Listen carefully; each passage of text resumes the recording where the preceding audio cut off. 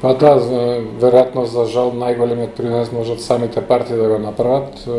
Започеток ете со престанување на таквите пресконференции на кои само ќе се обвинува за било што, не се покренува после институционална акција во врска со тоа што е кажано. И ама очигледно тоа им служи за токму за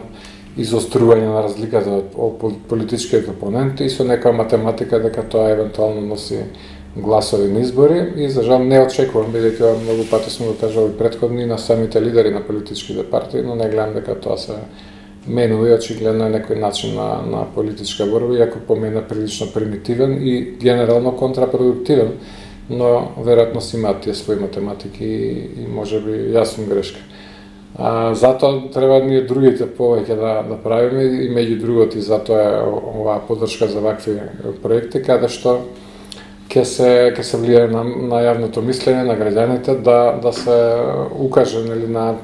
дека не е се црно или не е се бело и дека треба критички да гледаме на сите случаи во општеството и да не се ставаме во тие партиски робови, така да речем, туку објективно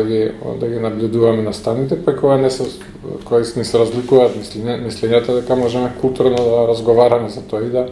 се убедиме со аргументи дали е вака или така и што да се направи во врска со тоа.